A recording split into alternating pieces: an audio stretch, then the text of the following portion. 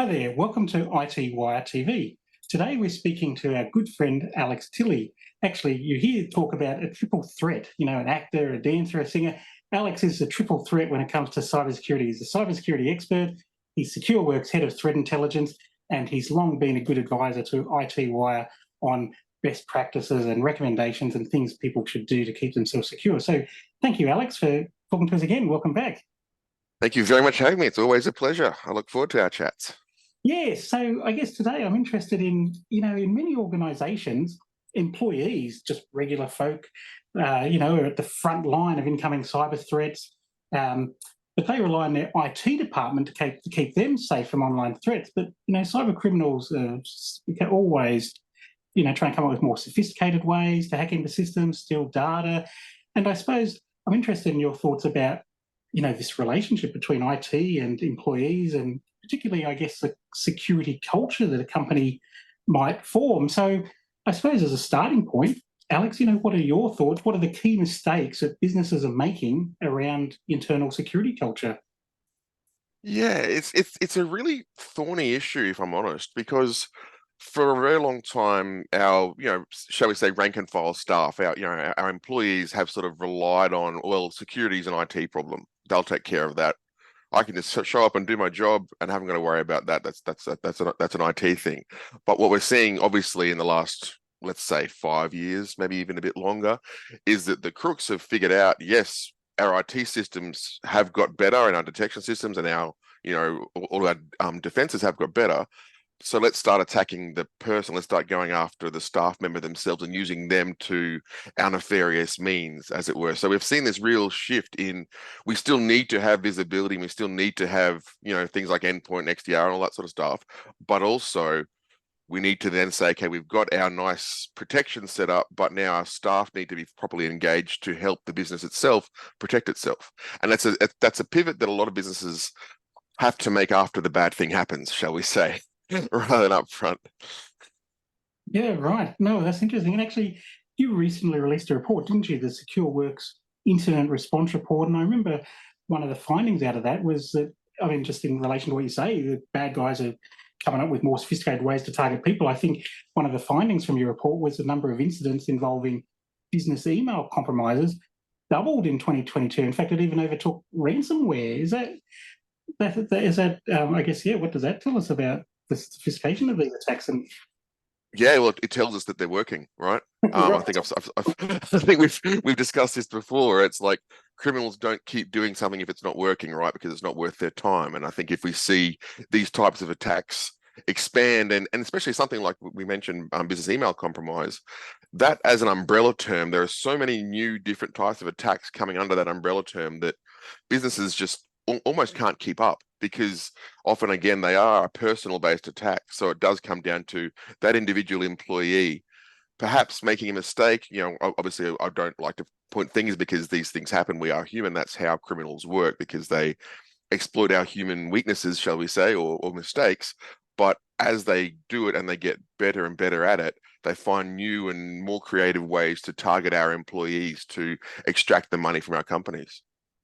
Yeah, right. So I guess security culture is important. And you've helped me understand, I guess, mistake companies are making and why. But I guess, how can your security culture actually impact the outcomes? Is there value in working on your culture? Does it actually change anything at the end of the day?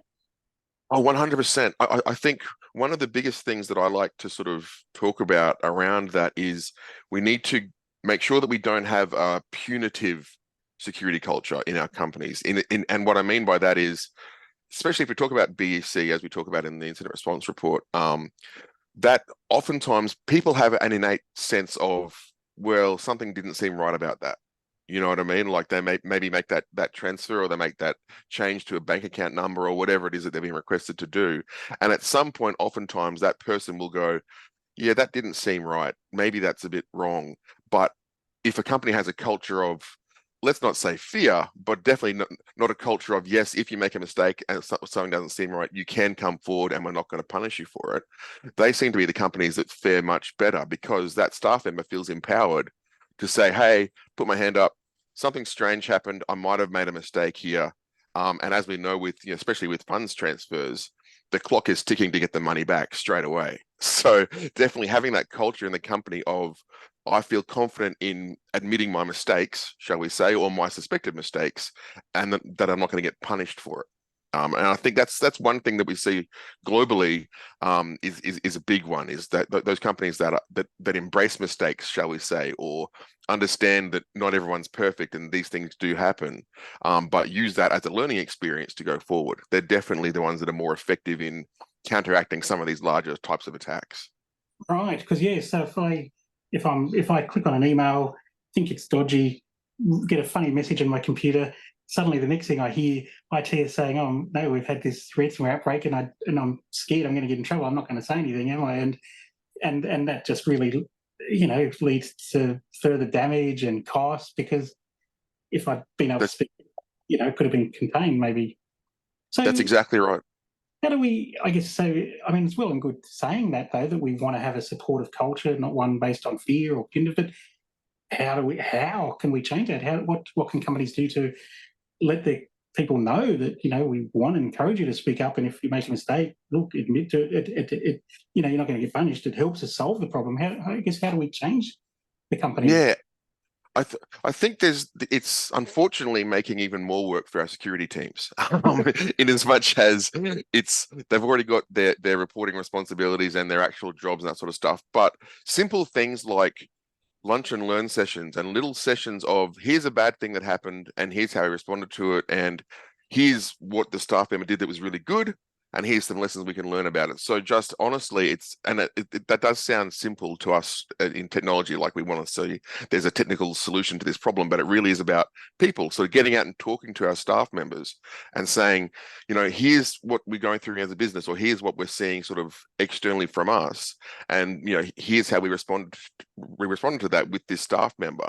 One good one that I've seen work quite well is, and this doesn't work for everybody, I admit that, but it is having, if the staff member does make a mistake or does get caught up by one of these con jobs or a BEC scam or something like that, have that staff member tell their story, but do it in a supportive way, where you're not saying, we're going to put you up here and hang you out to dry and put you in the stocks and all that. It's like, no, but please come and tell your story, and then have them incorporate that message of, and IT was great, and yeah, legal was really supportive of me, and HR was really supportive of me as I went through this process. That's one thing that I find a lot, especially with some of these more human-based attacks, is no one really wants to admit that they've been victimized by it, in public. And I think there's a lot of shame in, like, I did the wrong thing, as you mentioned, like I clicked the link, it was me that started this whole thing. That's fine. It took all of us working together to get this problem to happen. So working together, we can sort of understand it better and not make it happen again. Yeah, brilliant. Okay, that's fantastic. I guess we've talked about, I suppose what the security team can do, and I mean, I think your suggestion of the lunch and learn and encouraging people to speak, that's wonderful.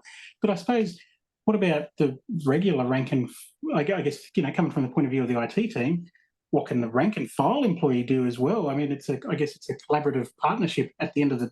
You're right. We don't want a culture of fear. We want people to speak up, but I guess IT can only put in so many barriers. Ultimately, that email comes to somebody. What can employees do to help limit the exposure to cyber attacks and work Yeah. with the IT department? And that's a brilliant point, is around what can people do, because we do often think, well, that's an IT problem, I can just outsource that, and now it's not my problem. But I think through those education campaigns, and I know to a lot of technologists, education campaign is a dirty word, but I think we can definitely help people to understand that I have a buy-in for this company as well, and I can't rely on someone else to fix all the problems for me. I remember I was doing a session, and I had a GM of cyber security at a large organization sort of saying, I spent $8 million on my security program, and I'm still getting phishing emails landing on my staff's desktop. And it's like, yeah, you're going to, because those things are designed to work. You can block a lot of them, but you're never going to be perfectly secure, right? So you do need to engage your staff to say, listen, we're doing our bit. We're doing a lot of work to try and secure you and to secure the company, but there is also a point where you need to step up and help us, which can be around, things like phishing awareness campaigns. They do work. And I think a lot of times it's around not saying, how many of my staff clicked on the phishing email. It's about saying how many didn't click on it. Let's spin the message. Let's say, we're going to try and work together and be supportive in these things, gold star, whatever it may be. I've seen those sort of programs work very well, but it really is around that building a positive security culture and saying that we can all do our bit here, because you don't want to have the bad day like they had, or no company wants to be on the front cover of the Age or the newspaper. You know what I mean? Yeah. So I think we all need to understand that we've all got a part to play in that. Yeah. Well, they're great suggestions. Do you have any other thoughts about policies or training programs that companies could put in place to empower their staff? Yeah, it's if I could pivot a little bit to the actual security staff, one thing that I'm big about is empowering our analysts to actually do more investigation, so they can have all the platforms in the world and they can have wonderful visibility of their stuff. But if our actual security analysts don't feel empowered to actually spend some time to investigate things, that's when you can miss a little breadcrumb in a chain of some sort of big infection, because oftentimes our analysts, be they security or IT or service desk, are sort of motivated by a closed ticket move on type measure. I'm judged on how many tickets I've closed today or how long that ticket stayed open. That's maybe, and again, it's easy for me to say, given that I'm just an Intel guy, I haven't got to deal with the big ticket queues. But if you take a bit more time, you might find that you can prevent a large scale attack by spending a little bit more time on that ticket rather than just getting motivated to just close the tickets and move on. Reimage the box and move on. Well, yes, but what did you just reimage? What's there? And I think that's something that we can do with our technical staff, understanding, of course, that we have limited resources. Everyone has limited resources, so there's some sort of middle ground there. One other thing that I find very useful is that we do tabletop exercises with our, through incident response and that sort of stuff. We do say, okay, this bad thing happened, what would you do? That's a pretty standard incident response exercise. But one good thing is to expand that out to non-technical teams, to say, well, let's get your accounts payable team in and let's tabletop with them. How would you deal with this? What would you do with this? So let's expand our remit, shall we say, apart from just technical, to then other teams that may be victimized by these sophisticated and well-motivated attackers. Yeah, brilliant. No, there's some wonderful things. I appreciate these great ideas and insights. That's wonderful. So I suppose, we've talked about these things and how we can make this great security culture, but I suppose, sure, yes or no, is it possible to be safe from cyber criminals forever? Can that ever be achieved? I would love to say yes, but unfortunately, it's you have money, the criminal wants money, the criminal will try and take the money. And that's money, data, whatever that thing may be.